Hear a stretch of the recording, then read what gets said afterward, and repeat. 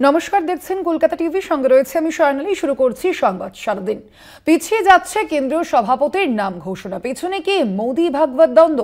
বারে বারে পিছিয়ে যাচ্ছে বিজেপির সর্বভারতীয় সভাপতির নাম ঘোষণা। জানা গিয়েছে মোদি ও মোহন ভাগবতের দ্বন্দ্বেই চূড়ান্ত হচ্ছে না বিজেপির কেন্দ্রীয় সভাপতির নাম। এই বিষয়ে কিন্তু একাধিক প্রশ্ন ইতিমধ্যেই মাথা চাড়া দিয়েছে। আমরা দেখেছি ইতিমধ্যেই কিন্তু কেন্দ্রীয় সভাপতির ক্ষেত্রে কার নাম রাখা হবে, কাকে কেন্দ্রীয় সভাপতি করা হবে, সে নিয়ে ইতিমধ্যেই কিন্তু দ্বন্দ্ব রয়েছে বলেই মনে করা হচ্ছে। মোদি এবং ভাগবতের সেই দ্বন্দ্ব বলেই কিন্তু মনে করছে বিশ্লেষক মহল। বারে বারে পিছিয়ে যাচ্ছে বিজেপির সর্বভারতীয় সভাপতির নাম ঘোষণা। আমরা দেখে থাকি মূলত এই যে কেন্দ্রীয় সর্বভারতীয় সভাপতির যে নাম ঘোষণা, অর্থাৎ বিজেপির সর্বভারতীয় সভাপতির নাম ঘোষণার ক্ষেত্রে কিন্তু এই যে দ্বন্দ্ব, সেই দ্বন্দ্ব কিন্তু অবশ্যই দেখা যায়নি। তবে এবার জেপি নাড্ডার পরবর্তীতে কে হবেন বিজেপির সর্বভারতীয় সভাপতি, সে নিয়ে দ্বন্দ্ব সৃষ্টি হয়েছে নরেন্দ্র মোদী এবং মোহন ভাগবতের মধ্যে, এমনটাই মনে করছে বিশ্লেষক মহল। মোদী ও মোহন ভাগবতের দ্বন্দ্বেই চূড়ান্ত হচ্ছে না বিজেপির সভাপতির নাম। বিজেপিকে আরএসএস ভাবধারায় চালাতে চাইছে সংঘ, এবং সেই কারণেই কি সংঘাত সৃষ্টি হয়েছে, সেই প্রশ্নই তুলছে বিশ্লেষক মহল।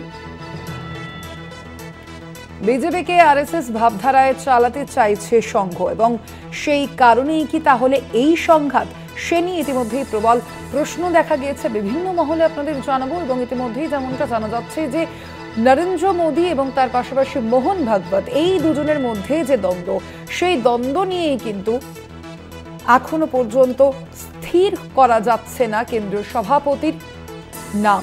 পিছিয়ে যাচ্ছে ক্রমশই কেন্দ্রীয় সভাপতির নাম ঘোষণা। আমরা দেখেছিলাম এর আগেও কিন্তু বলা হয়েছিল যে বিভিন্ন রাজ্যের যে রাজ্য সভাপতি, সেই রাজ্য সভাপতি স্থির করার পরেই কিন্তু কেন্দ্রীয় সভাপতি অর্থাৎ বিজেপির সর্বভারতীয় সভাপতি কে হবেন তা নিয়ে তারপর প্রক্রিয়া শুরু হবে বিজেপির অন্দর থেকে, সেই রকমটাই জানা গিয়েছিল। তবে তারপরেও এখনো পর্যন্ত কিন্তু সেই বিষয়ে কোনো কিছুই স্থির হয়নি। সামনেই রয়েছে বিহারে বিধানসভা নির্বাচন, এবং তার পরবর্তীতেই একাধিক রাজ্যে বিধানসভা নির্বাচন রয়েছে 2026, এবং তার আগে জেপি নাড্ডার পরবর্তীতে এবার বিজেপির সর্বভারতীয় সভাপতি ঠিক কাকে করা হবে, কে হবেন বিজেপির সর্বভারতীয় সভাপতি, সে নিয়েই কিন্তু দ্বন্দ্ব সৃষ্টি হয়েছে নরেন্দ্র মোদী এবং মোহন ভাগবতের মধ্যে, এমনটাই কিন্তু মনে করছে বিশ্লেষক মহল। আপনাদের জানিয়ে রাখি, ইতিমধ্যেই আমরা দেখেছি যে বিজেপির যে সর্বভারতীয় সভাপতি, তার উপর কিন্তু আরএসএস মূলত তাদের যে কর্তৃত্ব, সেই কর্তৃত্ব কিন্তু বজায় রাখতে চায় প্রত্যেকটি সময়ও। কিন্তু এইবার নরেন্দ্র মোদীর যে আমল, সেই আমলে কিন্তু এবার বিজেপির সর্বভারতীয় সভাপতি নিয়ে রীতিমতো মতবিরোধ সৃষ্টি হয়েছে বলেই মনে করা হচ্ছে। মতবিরোধ হয়েছে ভারতীয় জনতা পার্টির সঙ্গে আরএসএস এর, মূলত নরেন্দ্র মোদী, প্রধানমন্ত্রী নরেন্দ্র মোদীর সঙ্গে আরএসএস এর মোহন ভাগবতের। তার এই দ্বন্দ্বের কারণেই মূলত পিছিয়ে যাচ্ছে ক্রমশই সর্বভারতীয় সভাপতির নির্বাচন।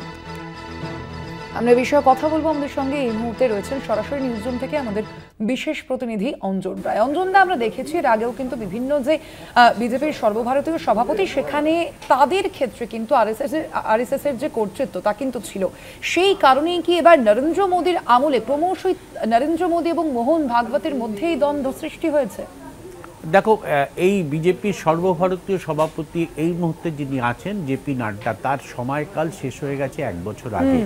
প্রায় 4 মাস অন্তর অন্তর তাকে এক্সটেনশন দেয়া হচ্ছে, এবং নতুন সভাপতি তৈরি করবার ক্ষেত্রে যে নামগুলো এসছিল, সেই নামগুলোর ক্ষেত্রে কিন্তু হয় কোনো ক্ষেত্রে আরএসএস আপত্তি জানিয়েছে, মোহন ভাগবত সরাসরি তাই নিয়ে প্রশ্ন তুলেছেন, আবার কোথাও মোদি, অমিত শাহ, নাড্ডারা আপত্তি জানিয়েছেন যে নামগুলো আরএসএস পাঠিয়েছিল। এই দ্বন্দ্বটা চলছিল, এবং তার একটা ফয়সালার জায়গা ছিল মার্চ মাসে, যখন নরেন্দ্র মোদী নাগপুরে যায় আরএসএস প্রধানের সঙ্গে কথা বলার জন্য। কিন্তু তারপরও প্রায় দীর্ঘ কয়েক মাস চলছে, মার্চ মাস, এপ্রিল, মে, জুন, জুলাই, সামনের মাস আগস্ট, চলতি মাসে কথা ছিল প্রথম সপ্তাহে নতুন সভাপতির নাম ঘোষণা হবে, হয়নি। সে কথা ছিল এই মাসের শেষে নাম ঘোষণা হবে, কিন্তু আজকে 30 তারিখ, এবং যা খবর বিজেপি সূত্রে আমরা জানতে পেরেছি যে এই মাসে নতুন সভাপতি কে হচ্ছেন নাম ঘোষণা হবে না। নাম কেন ঘোষণা হচ্ছে না, এটার মূল দ্বন্দ্ব হচ্ছে অমিত শাহ নরেন্দ্র মোদী ভার্সেস মোহন ভগবতের একটা লড়াই চলছে। মোহন ভগবত চাইছেন অমিত শাহ নরেন্দ্র মোদী থেকে দলকে মুক্ত করে বিজেপির ভাবধারায় বিজেপিকে পরিচালিত করতে, আর নরেন্দ্র মোদী অমিত শাহরা চাইছেন যে যিনি সভাপতি হবেন তাদের ইয়েসম্যান হবে। এই যে লড়াই, এই লড়াইয়ের ফলে এই প্রায় 1 বছর ধরে কার্যত বিজেপির মতন দলের কেন্দ্রীয় সভাপতির নাম ঘোষণা করা যাচ্ছে না, এবং এখন পরিস্থিতি যে জায়গায় দাঁড়িয়ে গেছে কার্যত কেউ পিছু হটতে রাজি হচ্ছে না। ফলে এমন অবস্থা যে কোনোভাবেই নাম নিয়ে চূড়ান্ত জায়গায় পৌঁছানো যাচ্ছে না। সেক্ষেত্রে একটা ওয়ে আউট বার করবার চেষ্টা করছে যে উপরাষ্ট্রপতি হিসাবে আরএসএস যাদের পছন্দ করছে তাদের মধ্যে কাউকে নির্বাচিত করে তাদের নাম ঘোষণা করে সেক্ষেত্রে মোদির ঘনিষ্ঠ কেউ কেন্দ্রীয় সভাপতি আসুক। সেই জায়গাতেও এখনো প্যাচআপ হয়নি, ফলে কার্যত কেন্দ্রীয় সভাপতি ঘোষণা হচ্ছে না বলেই সর্বভারতীয় ক্ষেত্রে কিন্তু বিজেপির একটা মুখ পুড়ছে। অনেক নাম এসছে, তুমি যদি বলো যে প্রচুর নাম এর মধ্যে পাওয়া গেছে, কিন্তু কোনো নামেই চূড়ান্ত সিলমোহর পড়ছে না। অর্থাৎ আরএসএস এবং মোদি বাহিনীর যে একটা নামে সহমত হবে সেই জায়গায় কিন্তু কোনোভাবে পৌঁছতে পারছে না। ইতিমধ্যে গত মাস বা 1.5 মাস আগে একটি সভায় মোহন ভগবত বলেছিলেন যে 75 বছর হয়ে গেলে তাদের অবসর নেওয়া উচিত, অর্থাৎ নরেন্দ্র মোদীকে কার্যত ইঙ্গিত করেছিলেন তার সামনেই 75 বছর পড়বে। ফলে এতে আরও পরিস্থিতি উত্তপ্ত হয়ে ওঠে। অ্যাকচুয়ালি যদি বলো উত্তপ্ত পরিস্থিতি সৃষ্টি করেছিলেন জেপি নাড্ডা গত বছর ইলেকশনের শেষ দিকে, যে বিজেপি এখন স্বয়ংসম্পূর্ণ, কারোর সাহায্যের দরকার নেই, ইঙ্গিতটা ছিল আরএসএসের প্রতি। ফলে আরএসএস এই ঘটনায় ক্ষুব্ধ হয়। তারপর থেকেই কিন্তু আরএসএস চাইছে যে বিজেপিকে আরএসএসের মতন করে পরিচালনা করতে, এবং তার জন্য তারা চাইছেন কেন্দ্রীয় সভাপতি হবে তাদের একদম কাছের লোক, যেটা নরেন্দ্র মোদীরা চাইছেন না। তারা এখানেই একটা প্রশ্ন করছি যে ভারতীয় জনতা পার্টি এবং আরএসএস তো পৃথক নয়, তাদের মতাদর্শও সেক্ষেত্রে এক, তাহলে কি প্রশ্নটা কোথাও গিয়ে হয়ে দাঁড়াচ্ছে একাধিপত্য?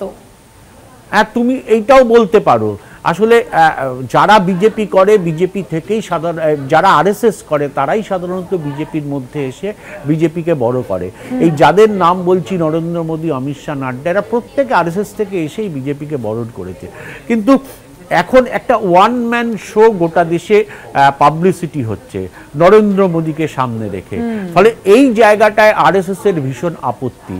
আরএসএস মনে করে যে কেউ ওয়ান ম্যান শো নয়, গোটা দলের পেছনে সবার পরিকল্পনা আছে, সবার পরিশ্রম আছে। এই জায়গাটা আরএসএস ভাঙতে চাইছে, অর্থাৎ নরেন্দ্র মোদীদের যে দাপট, সেই দাপটটা দলের মধ্যে আরএসএস ভাঙতে চাইছে। তাই আরএসএস চাইছে যে এমন লোক যাতে করে যেটা আরএসএস এর কন্ট্রোলে হবে, আরএসএস এর ভাবধারায় চলবে। নরেন্দ্র মোদী সরকার চালাচ্ছেন, সরকার চালাক, কিন্তু দলটা চলবে আরএসএস এর মতন করে।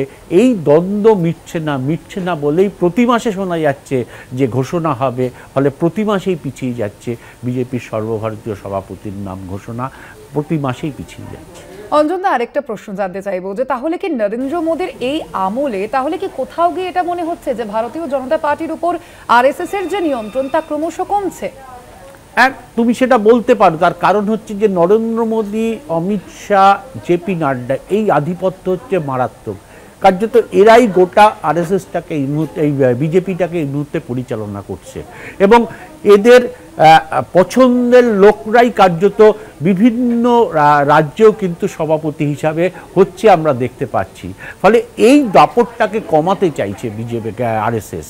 এবং এই যে মোদিদের এই দাপট, বলা হয় মোদি বাহিনী, অমিত শাহ, জেপি নাড্ডা, এই সবটা মিলিয়ে। এবং তুমি দেখেছো যে ইতিমধ্যেই মন্ত্রিসভারই আরেক মন্ত্রী, প্রাক্তন কেন্দ্রীয় সভাপতি যিনি আছেন, তিনিও কিন্তু সরকারের কাজকর্মের প্রকাশ্য সমালোচনা করছেন। তিনি কিন্তু আবার খুব ঘনিষ্ঠ আরএসএস এর। ফলে সব সবটা মিলিয়ে একটা জট বিজেপি কেন্দ্রীয় সভাপতি ঘোষণার ক্ষেত্রে একটা জট বেঁধে রয়েছে, যে জট এখনো পর্যন্ত খুলছে না, ক্রমশ পিছিয়ে যাচ্ছে নানা অজুহাতে। দেখা যাক কোন পথে বিজেপি হাঁটবে, কিভাবে ফয়সলা হবে আরএসএস এবং বিজেপির এই দ্বন্দ্ব, ভবিষ্যতে আমরা বলতে পারবো। নজর থাকবে আমাদের সেদিকে অঞ্জন দা। আমরা কথা বলছিলাম, আমাদের সঙ্গে সরাসরি নিউজরুম থেকে ছিলেন আমাদের বিশেষ প্রতিনিধি অঞ্জন রায়।